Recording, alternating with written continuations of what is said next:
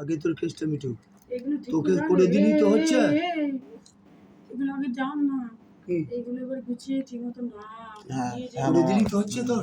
বল যে আমি পেয়ে গেছি এরকম হ্যাঁ, আমি পেয়েছি। আমাকে আর প্রমাণ দেখাতে হবে না, 1 লাখ টাকা পেয়েছি। 50,000 টাকা পরে আমাকে দিয়ে দিবি, তারপর লেখালেখি করে দেবো। কেন? হ্যাঁ, লেখালেখি নাহলে হয় না তো। দলিলটা ওইখানে গিয়ে যখন টিপসই করবি ওর টাকাটা কিন্তু দিতে হবে। ওর ও টাকা দিদা কি বলছো গো? ওর টাকাটা দিতে হবে না, কার টাকাটা? ওর টাকাটা 10-12 টাকাটা। হ্যাঁ ওর টাকাটা দিয়ে দেবো। হ্যাঁ। এমনি যে বাকি 50,000 টাকাটা রইলো ওটা আমি আস্তে আস্তে কিছুদিন পরে দেবো।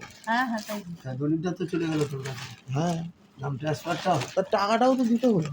কিন্তু আর যে দিত টাকা সে কি কিভাবে দিত? ওই একবারে যখনই রেজিস্ট্রি করবি তখনই তুই চেষ্টা করবি যেটা আমার যদি না হয়ে যায়। তখন আমি শুধু রেজিস্ট্রিটা করে রাখবো। তাহলে তো দলিল পেয়ে গেলি। হ্যাঁ তা দেবো না কেন? আর কিন্তু আমার কোনো যদি নাও দিস আর কিছু করার নেই। কেন দেবো না? দেখিস যাবি। এই কি আমার এবার আমার এত কোনো প্রমাণ রেখে দিবি কিসের? এই যে দিলাম, হ্যাঁ। আমার তো প্রমাণ আর কোনো রইল না। আমি তো তাহলে বলছি তো যে ওখানে আমি ভিডিও করিস। আমি দিয়ে দেবো বাকি যে ওখানে না, 50,000 ওখানে টাকা সামনে রয়েছে। ভিডিও করতে হবে। হ্যাঁ করবো।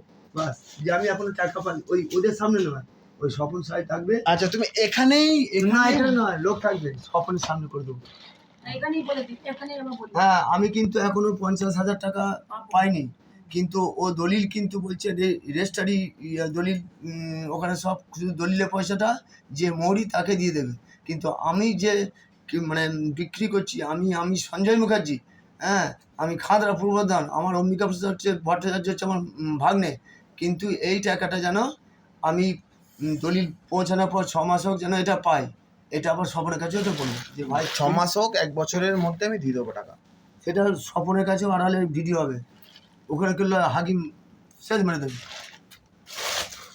থাকবো আপনি হাকিমের কাছে বলো না, স্বপন থাকবে।